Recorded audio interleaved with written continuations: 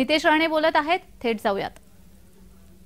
जवळचे आहेत, त्यांच्यावर त्यांच्या बैठका होतात, तर त्याबद्दल म्हणजे आता काय म्हणणं। राजकारण सोडून अगर जरांगे पाटलींनी भूमिका घेतली तर आम्ही सगळेजण त्यांच्या बरोबर, समाजाच्या बरोबर आहोत, एक लक्षात घ्या। पण आता हे सरकार घाबरलं, आम्ही सागरला येतो, सागरला येणं फार लांबची गोष्ट आहे, फार लांबची गोष्ट आहे। आम्ही काल पण सांगली, आमची भिंत तिथे लागलेली आहे, ती भिंत पार पाडणं ना हे फार स्वप्नातला गोष्ट आहे। आणि एक लक्षात घ्या, मराठा समाजाशी आमची लढाई नाही, मराठा समाजाचे आम्ही लोक आहोत। पण एक व्यक्ती अगर मराठा समाजाला वेठीस धरत असेल, मराठा समाजाची बदनामी करत असेल, तर त्यावर कधीही आमचा समाज खपून घेणार नाही। त्यांच्या अवतीभोवती असलेले जे काही तरुण मुलं आहेत त्यांनाही सांगतो की उगाचच्या अंगावर केसेस घेऊ नका, उद्या केसेस काढण्यासाठी मग कोणी येत नाहीत। म्हणून हे सगळे जे आंदोलनं चालू आहेत, हे सगळी जी भूमिका आहे, जे शिव्या शाप देण्याची जे हिम्मत करतायत ना, हे कोणाच्या जोरावर करतायत। आता सगळे त्यांचे जुने सहकारी बोलतायत की हे पवार साहेबांच्या अतिशय जवळचे आहेत। मग ही तुतारीचे आवाज बाहेर येत आहे का? तोंडातून तुतारी वाजवण्याचं काम होत आहे का? ह्या सगळ्याची भूमिका कधी ना कधीतरी स्पष्ट झाला पाहिजे। मराठा समाजाबरोबर आमचं महायुतीचं सरकार आहे, ओबीसी समाजाबरोबर आहे, धनगर समाजाबरोबर आहे, हिंदू समाजातल्या प्रत्येक जातीबरोबर आमचं महायुतीचं सरकार आहे। संजय राऊत म्हणतात की देवेंद्र फडणवीस म्हणाले बोलवता धनी कोण, तर देवेंद्र फडणवीस यांच्या आजूबाजूला बसणार आहेत म्हणजे मुख्यमंत्री आणि दुसरे उपमुख्यमंत्री अजित पवारच बोलवता धनी नाहीत का, असा सवाल त्यांनी उपस्थित केला। संजय राजाराम राऊतला सांगेन, रात्रीची अगर 90 थोडी उतरली असेल तर तुम्ही रात्री बेरात्री आणि कालपासून कोणाकोणाला फोन हे संजय राजाराम राऊत लावत होते ना, ह्याचे जरा कॉल रेकॉर्ड बघायला पाहिजे। सिल्वर ओकला किती फोन गेले, ह्यांच्या जरांगे पाटलांच्या आजूबाजूच्या लोकांना किती फोन गेले, या सगळ्याचा कधीतरी CDR तपास निघाला पाहिजे, जेणेकरून कळेल ही स्क्रिप्ट नेमकं कोणाची। आता काल आमच्या देवेंद्र फडणवीस साहेबांनी अतिशय योग्य मुद्दा काढला, जरांगे पाटील फक्त देवेंद्र फडणवीसांवरच कशाला टीका करतात, आणि जी भाषा जी टीका शरद पवार गटातले लोक सातत्याने मुद्दे काढून फडणवीस साहेबांवर बोलतायत, जी भाषा उद्धव ठाकरे सातत्याने भाषणाच्या माध्यमातून करतायत, तीच भाषा जरांगे पाटील करतायत, सेम टू सेम।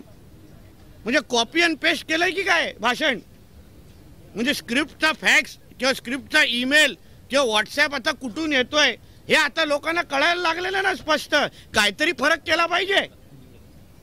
म्हणून राजकीय आंदोलनाला आम्ही कोणीही पाठिंबा किंवा स्वागत करणार नाही। आणि जेवढे लोक आम्हा लोकांना जरांगे पाटलांचे समर्थक म्हणून फोन करतायत ना आणि विविध गोष्टी सांगतायत, काय काय घाणेरडी भाषा करतायत, त्या प्रत्येकाला सांगेन, प्रत्येकाचा नंबर आमच्याकडे आहे। मराठा समाजाचा कुठलाही सुजाण नागरिक अशा पद्धतीचे फोन करणार नाही। तुमचे प्रत्येकाचे फोन नंबर आहेत, तुमच्या प्रत्येकाचा पत्ता आमच्याकडे आहे। आज नाही तर उद्या जेव्हा पोलीस तुमच्या घरापर पत्त्यावर पोचतील ना, तेव्हा मग कोणी तुम्हाला वाचवायला येणार नाही, लक्षात ठेवा।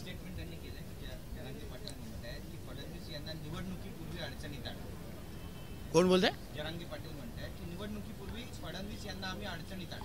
अरे जरांगे पाटलांना सांगेन, आपण आरक्षणावर बोलू, सगळ्या सोयऱ्यांच्या मुद्द्यावर बोलू। फडणवीस साहेबांना अडचणीत आणण्यासाठी ना 100 जन्म घ्यायला लागतील, म्हणून एवढी भूमिका मांडण्याची हिम्मत कोण महाराष्ट्रामध्ये करू नये। आम्ही लोक इथे आहोत। मला आश्चर्य वाटते, एकही काल माध्यमनी जीभ घसरली, खालची पातळीची भाषा केली किंवा बीप पण साधं वाजवलं नाही का हो? ह्याच्यावर आक्षेप आहे आमच्या पत्रकार मित्रांवर आमचा। कारण आम्ही लोक काही बोललो, कोणाच्या हिताचं बोललो तर लगेच नितेश राणेची जीभ घसरली, बीप तरी वाजून दाखवतात। काल तो उठसूट आमच्या म्हणजे एका माजी मुख्यमंत्र्याला, एका आत्ताच्या उपमुख्यमंत्र्याला, एका सन्मानित नेत्याला शिव्या दिला जात आहेत, साधा बीप पण वाजवला नाही कुठल्याही चॅनलनी। म्हणून उगाच फडणवीस साहेबांवर सातत्याने अरे तोच माणूस उद्या कोर्टात अगर आपला आरक्षणाची केस जेव्हा जाईल ना, फडणवीस साहेबच तिथला मोठ्यातला मोठा तज्ञ वकील उभं करून आपली बाजू लावून धरणार आहेत, जी 2014 ते 19 मध्ये केली। पण नंतर त्या आलेल्या नालायक उद्धव ठाकरेला जमलं नाही ते, पण आता फडणवीस साहेबच आपली लिगल बाजू तिथे लावून धरणार आहे, हे मराठा समाजाने लक्षात ठेवावं. सर पोलिसांवर जी दगडफेक झाली, हा मी आता काय काय वेगळं बोललो की काय? आता समोरच उभे होता तुम्ही. सर ते पोलिसांवर जो हल्ला झाला त्यामध्ये हा अरे बापरे, असं कसं झालं? अडचण झाली रे, जाऊ का? सर पोलिसांवर जो हल्ला झाला, हा उगाच सर राज्यातील जी विकास कामं होत आहेत, मेडिकल स्टोअर वरून डायपर विपर काय लहान मुलांचं जॉन्सनचं. सर पोलिसांवर जो हल्ला झाला त्यामागे जरांगे पाटील यांचा हात असल्याचं त्यांचे सहकारी आता आरोप करू लागले.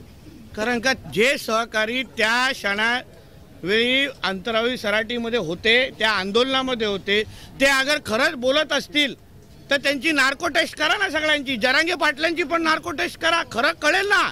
उगाच आमच्या पोलिसांची बदनामी त्या निमित्ताने जी झाली की पोलिसांनी चुकीचा लाठीचार्ज केला, पोलिसांवर अपशब्द म्हणले गेले, तर या गोष्टीची कधी ना कधी तरी चौकशी झाली पाहिजे, माहिती बाहेर आली पाहिजे.